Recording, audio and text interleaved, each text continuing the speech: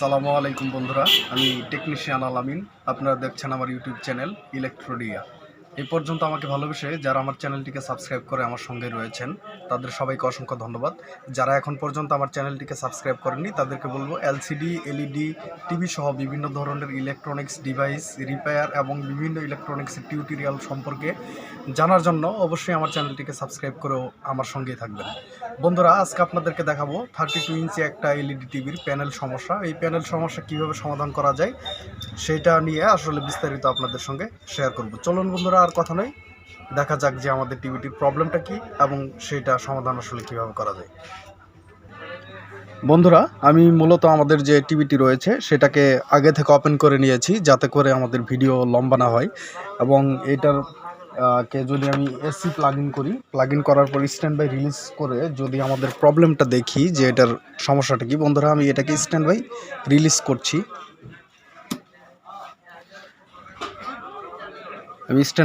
করছি। এবং দেখার চেষ্টা করছি যে এটার প্রবলেমটা কি।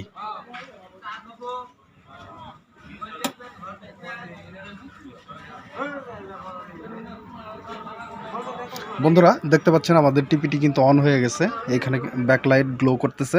তো আমি যদি এটা ডিসপ্লেটা দেখি যে আসলে আমাদের টিভিটির যে প্রবলেমটা কি সেটা যদি ফাইন্ড আউট করার চেষ্টা করি। বন্ধুরা, দেখতে পাচ্ছেন যে আমাদের ডিসপ্লেটা কিন্তু এসেছে, কিন্তু এইখানে কিন্তু হোয়াইট স্ক্রিন মানে ক্লাউড স্ক্রিন দেখাচ্ছে এবং নিচে আমরা কিন্তু সামান্য ডিসপ্লে আমরা এখানে দেখতে পাচ্ছি।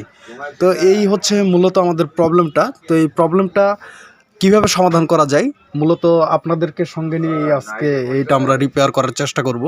চলুন বন্ধুরা, আর কথা নয়, ফার্স্ট যেটা করতে হয় সেটা হচ্ছে আমরা প্রথমেই যে কোনো প্যানেল সমস্যার ক্ষেত্রে তো ওই প্যানেলের যে সিমটমটা রয়েছে সিমটমটাকে ভালোভাবে পর্যবেক্ষণ করব এবং দেন ভোল্টেজ যে রয়েছে আমাদের ভোল্টেজগুলোকে প্রপারলি মেজার করার পরে এটার যে প্রবলেমটা রয়েছে প্রবলেমটাকে আমরা শনাক্ত করার পরে আমরা মূলত কাজটাকে সমাধান করার চেষ্টা করব।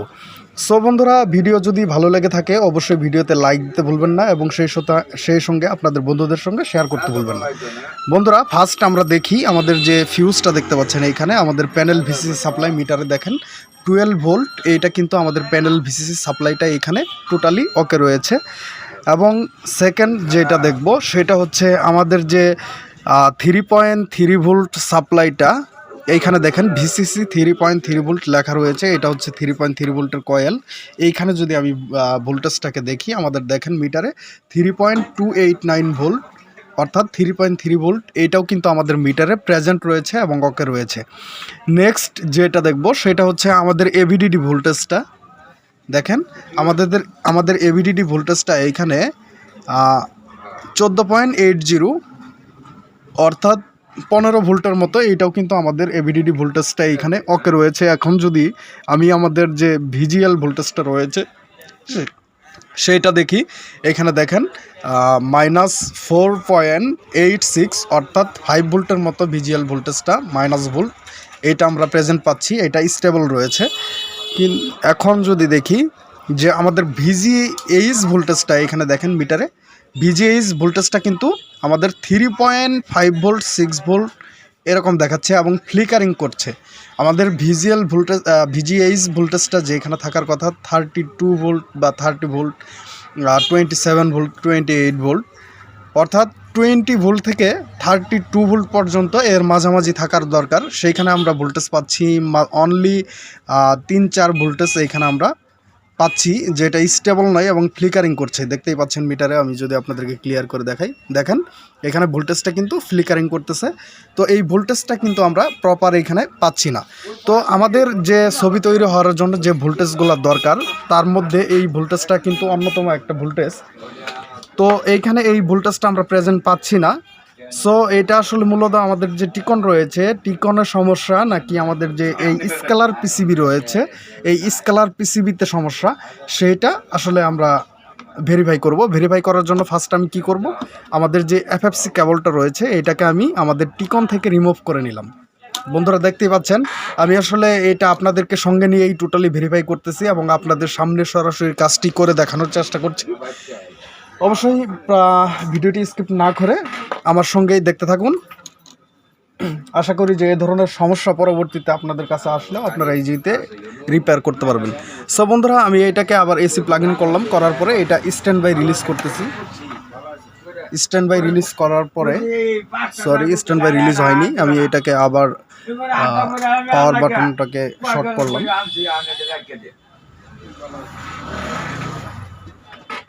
দেখেন আমাদের টিভিটি কিন্তু অন হয়ে গেছে, এইখানে আমরা দেখতেই পাচ্ছি আমাদের ব্যাকলাইট গ্লো করতেছে। এখন যদি আমাদের ভোল্টেজগুলা ভেরিফাই করি, আমরা আগে যে ভোল্টেজ দেখলাম সবগুলা ভোল্টেজ কিন্তু আমাদের ঠিক রয়েছিল। তো আমাদের সবগুলো ভোল্টেজই ওকে রয়েছিল এবং অন্যান্য ভোল্টেজগুলো কিন্তু মূলত ভেরিফাই করার প্রয়োজন নেই। তো আমাদের ফার্স্ট এখন যেটা ভেরিফাই করার দরকার সেটা হচ্ছে আমাদের ভিজিএইচ ভোল্টেজটা। এখানে দেখেন ভালো করে যে এখানে কিন্তু ভিজিএইচ টেস্ট পয়েন্টটা লেখা রয়েছে। এইখানে আমি দেখাই আপনাদেরকে, ক্যামেরাতে দেখানোর চেষ্টা করছি। মূলত এইটা হচ্ছে আমাদের ভিজিএইচ টেস্ট পয়েন্ট। দেখেন আসলে ক্যামেরাতে আসছে, এইটা হচ্ছে আমাদের ভিজিএইচ টেস্ট পয়েন্ট এইটা। তো এইখানে যদি আমাদের ভোল্টেজটাকে আমরা দেখি, এখানে মিটার দেখেন আমাদের ভোল্টেজটা কিন্তু আপনার 27 ভোল্ট, অর্থাৎ আমাদের ভিজিএইচ ভোল্টেজটা কিন্তু এখন টোটালি স্টেবল রয়েছে, ওকে রয়েছে। এখানে কিন্তু কোনো ধরনের ফ্লিকারিং করতেছে না। দেখেন 27.14 ভোল্ট, যেটা কিন্তু টোটালি ওকে রয়েছে। সো বন্ধুরা এর মানে বোঝা গেল যে আমাদের টিকন যে বোর্ডটা রয়েছে এইখান থেকে ভোল্টেজগুলা সব ওকে রয়েছে, আমাদের টিকনটা কিন্তু টোটালি কাজ করতেছে। তো মূলত যেটা হচ্ছে আমাদের হয় এই স্কেলার পিসিবিতে কোনো ধরনের ফল্ট রয়েছে, প্লাস আমাদের প্যানেলে ইন্টারনাল কোনো ধরনের প্রবলেমের কারণে কিন্তু আমরা মূলত প্যানেলে এই ধরনের সমস্যা দেখতে পাচ্ছি। সো বন্ধুরা আমরা প্যানেলটাকে ওপেন করে নিব। ওপেন করে নেওয়ার পরে এটার প্রবলেমটা কোথায় সেটাকে আসলে ফাইন্ড আউট করার চেষ্টা করব।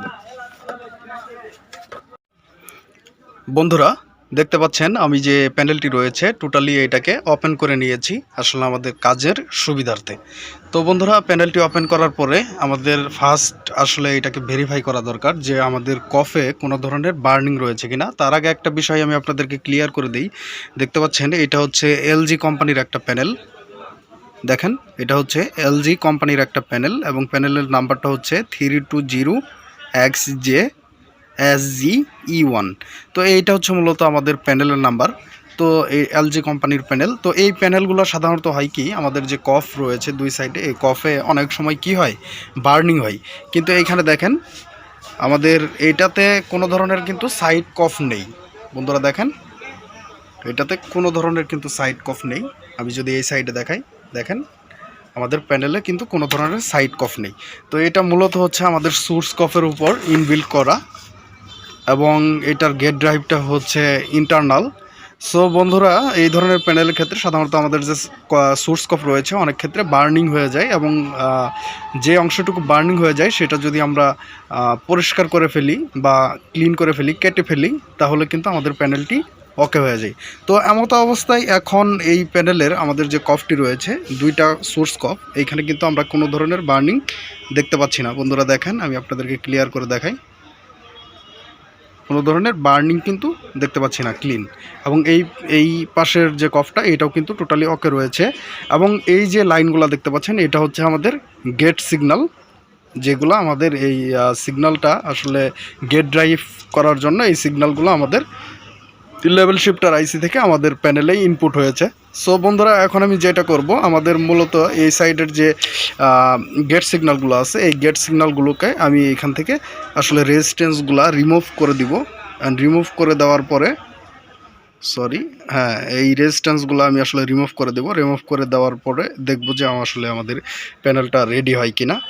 আসলে মূলত আমি ওপেন করার সময় আপনাদেরকে সঙ্গে করে ওপেন করতে পারতাম, কিন্তু বিষয়টা হচ্ছে ভিডিও লম্বা হবে, তার জন্য আমি প্যানেলটাকে আগে ওপেন করে নিয়েছি, কারণ লম্বা ভিডিও অনেকেই দেখতে পছন্দ করে না।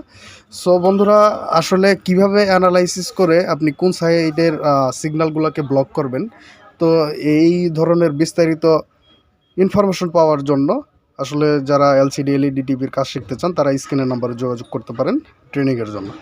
সো বন্ধুরা, আমি সিগন্যালগুলোকে এখান থেকে রিমুভ করব। রিমুভ করার পরে দেন আমি দেখব যে আসলে আমাদের প্যানেলটি ওকে হয় কি না। সেই সাথে যারা এখন পর্যন্ত আমার চ্যানেলটিকে সাবস্ক্রাইব করেননি তাদেরকে বলবো যে এই ধরনের নিত্য নতুন কাজের ভিডিওর টিউটোরিয়াল পাওয়ার জন্য অবশ্যই আমার চ্যানেলটিকে সাবস্ক্রাইব করে আমার সঙ্গে থাকবেন।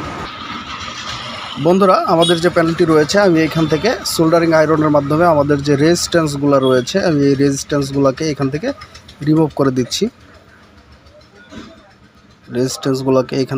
করে দিচ্ছি।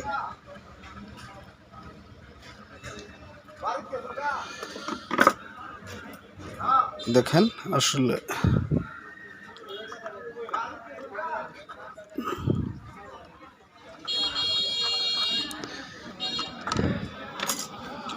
বন্ধুরা দেখতে পাচ্ছেন আমি এখান থেকে যে আমাদের রেজিস্ট্যান্সগুলো ছিল এইগুলোকে আমি এখান থেকে টোটালি রিমুভ করে দিয়েছি এবং এই সাইডের রেজিস্ট্যান্সগুলো যেভাবে ছিল ঠিক সেরকমই কিন্তু রয়েছে।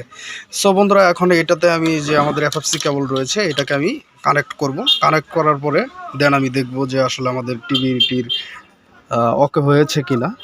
সো বন্ধুরা, আমি এটাকে কানেক্ট করে দিই। কানেক্ট করে দেওয়ার পরে আমি টিভিটিকে এসি ইনপুট করলাম। ইনপুট করার পরে আমি যদি স্ট্যান্ড বাই রিলিজ করি অ্যান্ড দেন দেখি আমাদের কাজের রেজাল্টটা কি।